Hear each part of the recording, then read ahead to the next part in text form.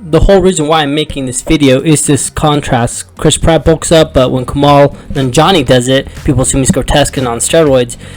Look at Chris Pratt's transformation, completely different. That's a natural transformation versus when you get into Kumail, he goes from a small, skinny, fat, nerdy guy into this chiseled Greek god. But look at his face. I mean, it looks like he got plastic surgery for his jawline and face, and only a couple other things could do that. If it's not surgery, it's going to be steroids or increase of testosterone, anabolics, HGH, and to the point where he looks like a Giga-Chad. I mean, there's memes going around showing like, all right, no more jawline for Kumail.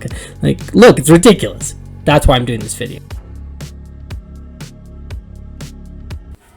So you have Kumail Nanjiani, if I'm saying that right, Kumail Nanjiani. He's 44 years old. His height is 5'9", and I don't have his weight here, but I have here that his transformation is pretty ridiculous. It caught a lot of attention when he was doing Eternals for Marvel. I'm assuming if he weighs around 160s, that's not too bad, not too crazy, but he's at the age of 44 to make this kind of ridiculous transformation. You have here all the before pictures. He might have done some stand-up, I'm not sure. I don't know much of his past. Besides that, he was in Obi-Wan for a little bit and Eternals, but he's a skinny fat dude. Like, he has just like your average dad body, honestly. He looks like he doesn't work out at all. Maybe he has sprouts of trying to get skinnier, but besides that, he's fat. He's chubbier, skinny fat. And then from there, his face is kind of pointy. He's always had kind of a chin. And so this is where I'm going to go into this transformation. Why? When I say natty or not, natty stands for natural in the bodybuilding world. So is he natural or not, natty or not? He in my case would be a transformation that's not natural.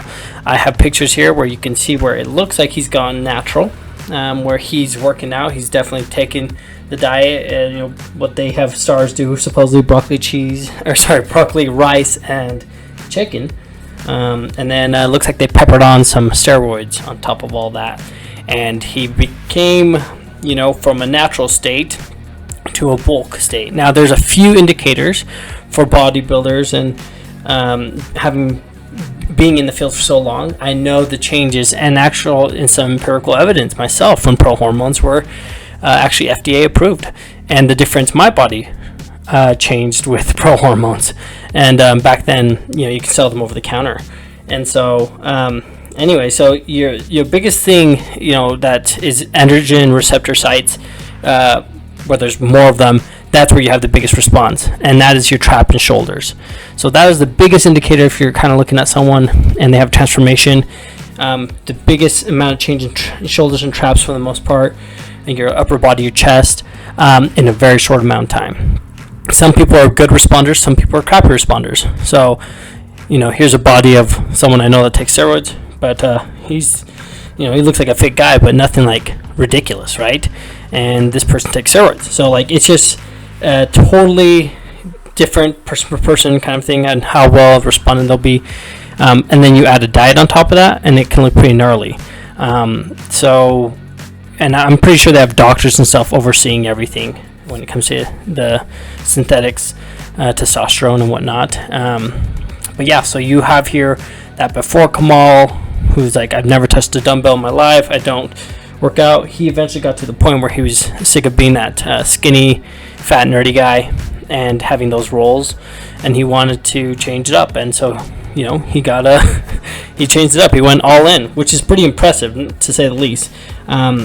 His jaw, that's kind of the biggest indicator too. The more testosterone your body has, the bigger your jawline will be. There's also a bunch of whole other things that will take place with genetics and the structure of your jaw as it is. Some people have more oval faces, some more square triangle, things like that, some more square, and so it would just amplify what you already have. But there's still some pretty ridiculous face changes of anabolics when there's so much testosterone in your body. And now there's two things that increase, right? There's your androgenic side and anabolic side. So muscle building and on top of that, your masculine traits. And so that's why the jawline can change, your body, your upper body changes. And that's why, you know, sometimes you see a lot of guys that take gear, they don't have the best legs either, even though they may train them. It's like the bigger, more receptive sites supposedly grow faster, quicker, and a little bit ahead of time. So this transformation, I truly believe, is steroid based, and that's not to take away anything from his hard training, his hard diet. Obviously in the photo shoot pictures, they've like oiled him up and he's got a pump on, and I think some of those pictures of him super jacked like a gorilla silverback is him probably just right after a gym session or something, because he looks like he's still like sauced to the gills. And you can't have that naturally, like that amount of change in such a quick amount of time. It's very rare. He could be one of those genetic outliers. I'm not saying this is 100%. This is just my perspective, my opinion. Take it or leave it.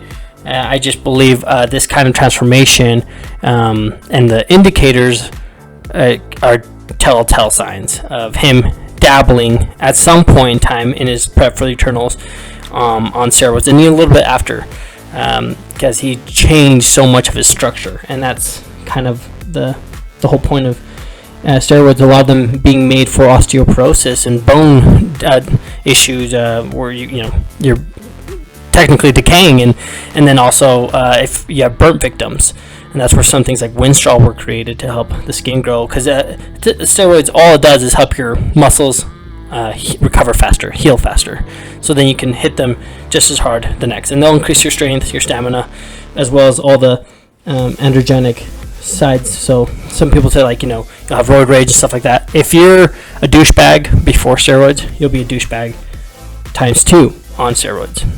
If you're a peaceful guy, kind of like chill, you may get aggravated, but you'll be a peaceful guy and chill still on steroids.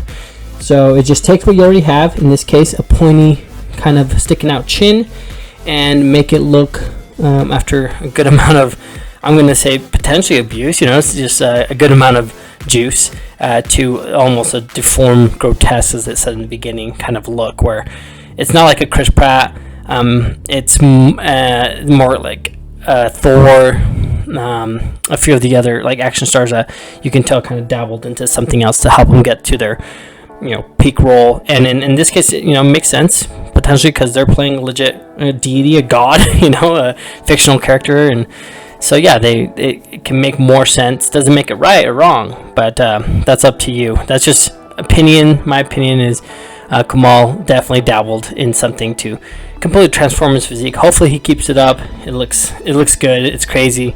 Obviously it will be hard to sustain, but man, he worked his butt off for a short amount of time, and it pays off.